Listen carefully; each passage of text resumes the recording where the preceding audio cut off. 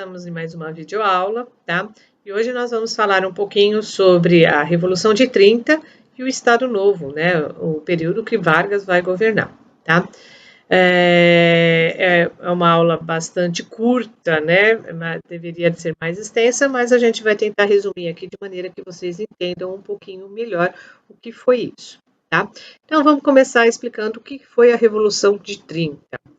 A Revolução de 30 vai ser uma revolução armada mesmo, onde uma parte da população vai se revoltar contra o governo. O que estava acontecendo? Na época, o presidente da República era Washington Luiz, tá? Representante dos interesses paulistas. De acordo com o acordo, né, a política dos governadores e a política do café com leite, o próximo representante, o próximo governante, deveria representar os interesses mineiros, tá? Eles tinham indicado, no caso Minas, estava indicando Getúlio Vargas. Porém, né, a elite paulista não concordou e indicou Júlio Prestes. Então você já tem aí um racha, né, entre os dois mundos aí, São Paulo e Minas, né, que na verdade ficaram em desacordo. Bom, após as eleições, quem ganhou, obviamente, acabou sendo Júlio Prestes. Então, o que vai acontecer? São Paulo vai estar, mais uma vez, querendo dominar aí o cenário político. Minas não vai querer, não vai gostar nem um pouquinho. Então, Minas vai se associar ao Rio Grande do Sul, porque Vargas, ele era do Rio Grande do Sul, e Paraíba, e vão iniciar um movimento para impedir, né, que Júlio Prestes assuma o poder e destituir Washington Luiz do poder. Eles vão conseguir. Então, assim, a Revolução de 30, o que significa? Significa um movimento armado mesmo, né, cujas lideranças são Minas, Paraíba e Rio Grande do Sul, contra praticamente São Paulo, tá?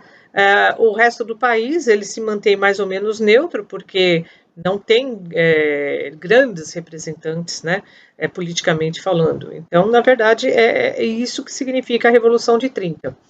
Vargas assume o poder e ele vai ficar no poder de 1930 até 1945, tá? E esse governo de Vargas vai ser um governo com algumas características bastante peculiares. Se de um lado ele vai ser amado, por outro lado ele vai ser odiado. Então vai ser um governo com uma dupla característica aí, amor e ódio caminhando ao mesmo tempo, tá? Então uma parte da população vai gostar muito do que ele faz e outra parte simplesmente vai abominar. Então, vamos lá, vamos tentar caracterizar um pouquinho como é que vai ser esse governo, tá? Vargas, ele tem uma tendência autoritária, tá? Ele não gosta de ser mandado, ele não gosta de dividir o poder. Então, o governo dele vai expressar essa característica, tá? Então, em primeiro lugar, nós teremos uma propaganda anticomunista. Então, para ele se firmar no poder, ele vai dizer que, assim, ele está assumindo o poder, por quê? Porque os comunistas estão tentando invadir o Brasil. E onde já se viu? Um país que tem uma liberdade, uma democracia, partir por um regime comunista seria simplesmente voltar no tempo, né? Então, a propaganda que ele vai fazer, né, vai fazer uma propaganda totalmente anticomunista. Ou seja, vamos impedir que os comunistas assumam, por isso que eu estou aqui assumindo o poder. É mais ou menos esse o discurso que ele tem.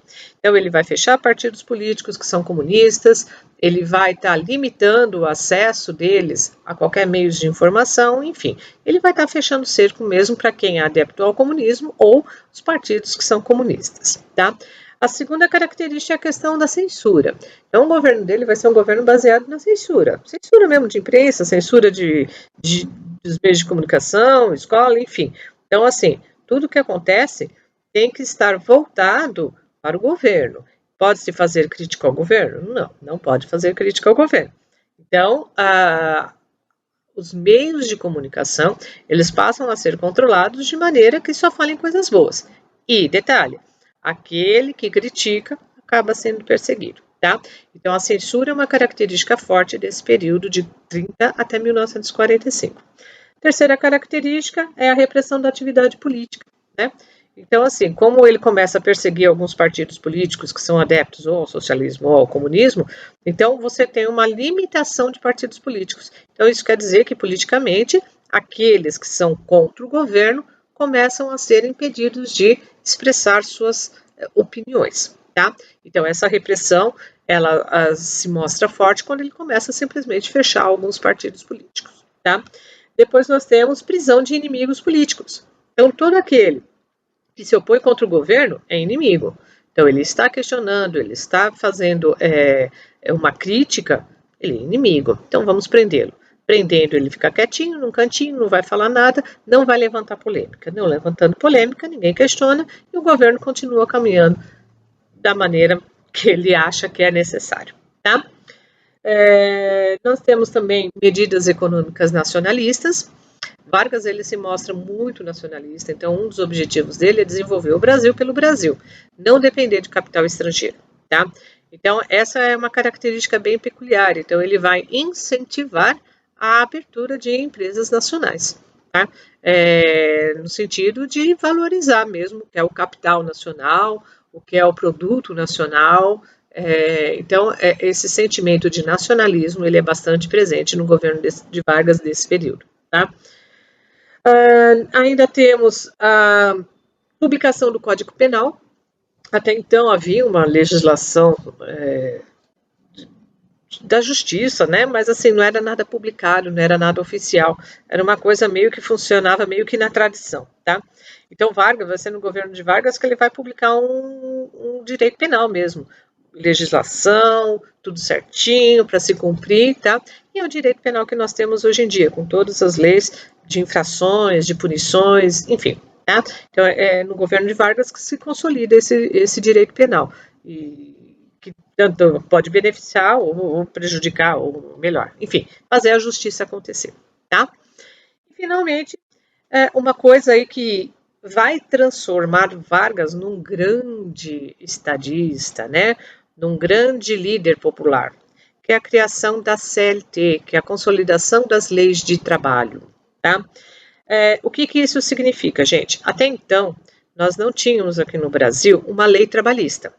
Então, quando o patrão contratava alguém, pagava quanto queria, a pessoa não tinha direito a folga, férias, 13º, enfim, não tinha nenhum desses direitos trabalhistas que hoje nós temos. Então, foi no governo de Vargas que essas leis começam a ser publicadas, começam a ser trabalhadas, tá? Então, Vargas é considerado pai dos pobres. Por quê? Justamente por isso, porque ele vai dar a eles uma série de benefícios que eles não tinham. Então, antes se trabalhava 14, 16 horas diárias. Começa a se estabelecer um horário mais reduzido de carga horária de trabalho. O trabalhador passa a ter descanso semanal remunerado, coisa que não tinha então. Férias, 13º, enfim, alguns benefícios, tá? Começam a ser vinculados aí às leis trabalhistas no governo de Vargas. Então, Vargas começa a pensar um pouquinho em alguns benefícios que o trabalhador pode ter no decorrer do seu serviço aí, né? No decorrer do período que ele trabalha, tá? Bom, externamente, como é que Vargas vai estar agindo? Esse período que Vargas vai governar é bem no auge da Segunda Guerra Mundial, tá? Onde você vai ter aí uma política de alianças, de um lado países nazifascistas, Alemanha, Itália, né? Lutando contra países liberais de outro lado, no caso, Inglaterra, Estados Unidos, França, enfim. Vargas, ele tem uma tendência totalitarista, como vocês viram. Ele gosta de censura, ele gosta de controlar, ele gosta de limitar, né, a participação popular, enfim, tá? Porém, ele vai entrar na guerra apoiando o eixo, ou seja, o lado liberal. Então, se a gente fosse ver a característica de Vargas, ele simpatiza com o nazifascismo, porém ele entra na guerra apoiando os liberais, apoiando aqueles que são contra o nazismo e o fascismo, tá? Então isso mostra uma incoerência em seu governo. Ele age de uma forma, né, dentro do país, porém externamente ele tem uma outra atitude. Então isso aos poucos começa a enfraquecer um pouco o governo, principalmente quando a Segunda Guerra termina, e o lado, né, nazifascista perde, por assim dizer, mostrando ao mundo que o totalitarismo não é uma solução, Vargas, então, ele acaba também, né, enfraquecendo a sua popularidade e acaba sendo deposto do poder, tá bom? Então, é isso. Então, o governo Vargas é um governo bastante contraditório aí na sua maneira de agir, na sua maneira de pensar. Ele pensa de uma forma, age de outra, faz outra, enfim, tá? Não vai ser a primeira nem a última, né? Na história do Brasil, várias vezes veremos isso, ok?